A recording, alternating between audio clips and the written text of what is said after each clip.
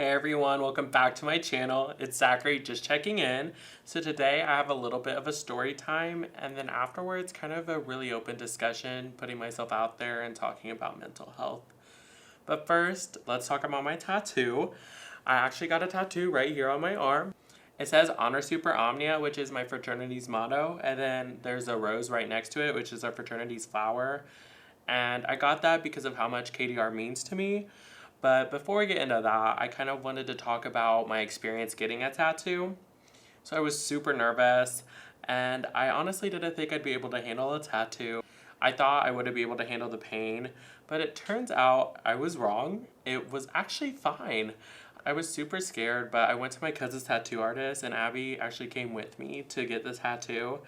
And I was getting ready to talk myself out of getting it totally once I walked in. I was like, Abby, there's no way I can do this. Like, I'm so scared. What if it hurts? Like, what if I can't finish it? She's like, you're getting it. That's final. We're getting through this. And I was like, okay, point taken. Like, let's do this, I guess. So we started. I filled out the paperwork. I sat down with Leslie, and Leslie started in on my tattoo. But right before I grabbed Abby's hand because I was so scared, I was like, I really don't know if I could do this. Like, give me your hand, Abby. I need something to squeeze. But she started the H on Honor Super Omnia, and I literally looked up at her. I was like, is that it? Like, that's what it feels like the entire time? And she was like, yeah, like, it's really not bad at all. And I was like, oh, like, I can do this. Like, it's not bad. So the entire tattoo only took like 20 minutes. It was super quick, and it was a nice first tattoo to get me accustomed to what it feels like, and it felt good just to get that over with. Now I know I can do any tattoo for the most part. Like, I'm not going to go get anything on my ribs because I know that hurts a lot. Other than that, I think I'll be able to handle the pain of it. So I'm excited to get more. I want to get some sunflowers on my arm for my grandma. My first tattoo was a really good experience. I was super grateful for having my cousin Abby there. It made me feel a lot better in case it did hurt really bad. Like, I had someone there to support me, so that was really nice. The reason I got the tattoo has a lot deeper meaning. Before I got one, I was like, what am I going to get? Like, what's a good first tattoo for me? And I thought about it, and I definitely went with the KDR motto and the flower just because of how much my brothers mean to me. When I came to IU, I wasn't in the best position mentally. I felt really alone, and all of it was a good time and all, but I did go through a lot there. Being away from everything I've ever known was really weird for me, and there were some days where I literally just didn't want to do anything. I would go to class, go to volleyball practice, go to cheer practice, then go back to my room and do homework, not talk to anyone. And that was just not a good environment for me, and I knew like I needed a change, and academically I needed something better for me. It just wasn't a good fit. After a semester at Olivet, I was honestly just looking for more, I guess. And so, applying to IU, I was super nervous. I was like, how am I going to go to such a big school? And I wasn't even supposed to start at IU until fall of 2019, which is this upcoming semester. But they were like, hey, we still have positions, even though you applied late.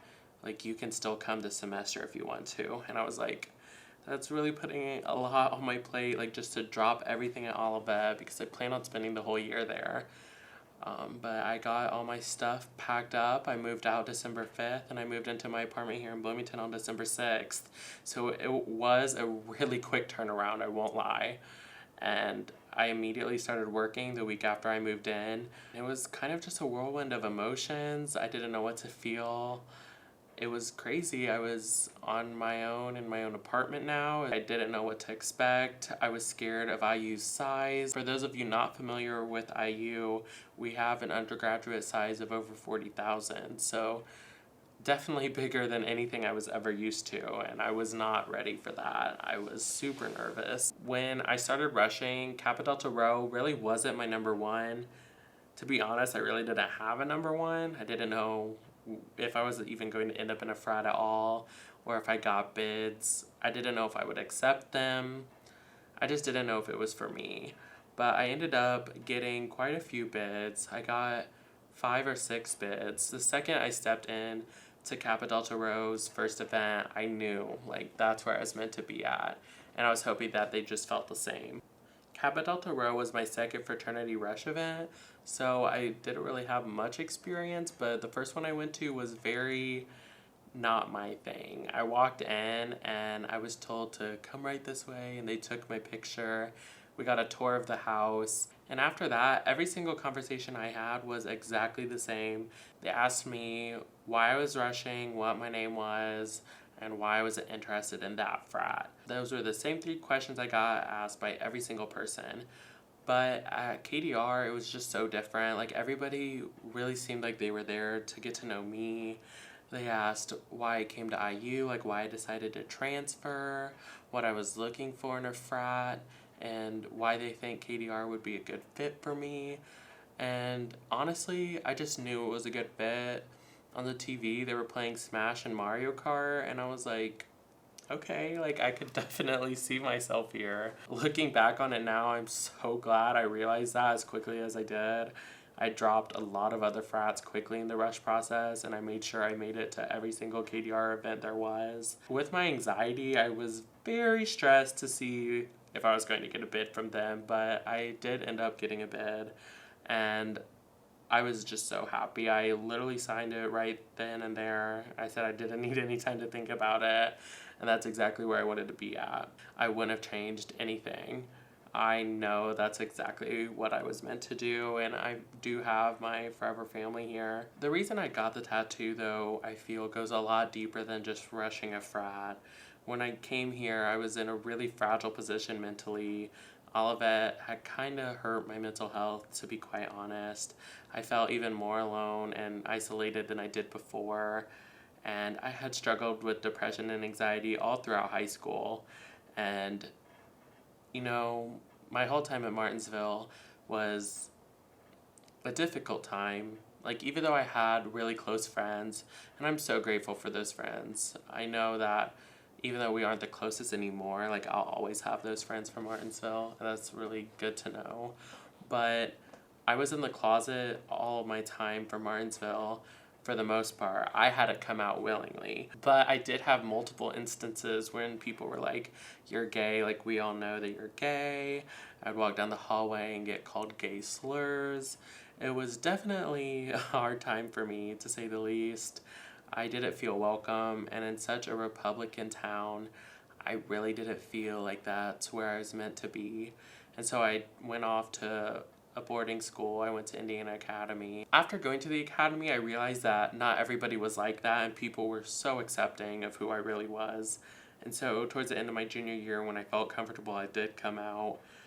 And that was a great time for me. I felt like I could finally embrace who I really was and date who I wanted to date. But other than that, the academy did take a really big toll on my mental health.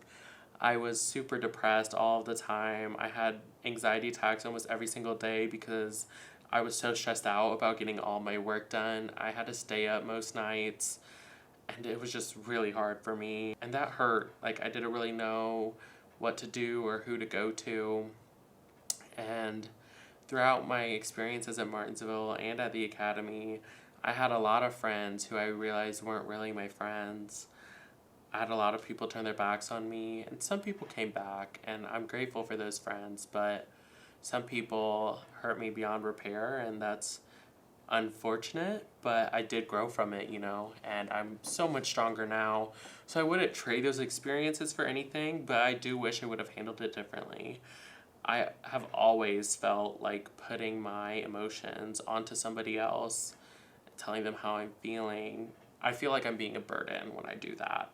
And the brothers in KDR have shown me that that's certainly not the case, and that I'm more than welcome to share how I feel, let them know what I'm going through, and they're going to be there for me. I've definitely had times here at IU where I felt alone, and to stop myself from going down like a dark path, I've definitely reached out to the brothers and said, hey, can anyone talk to me? Like, can anyone FaceTime?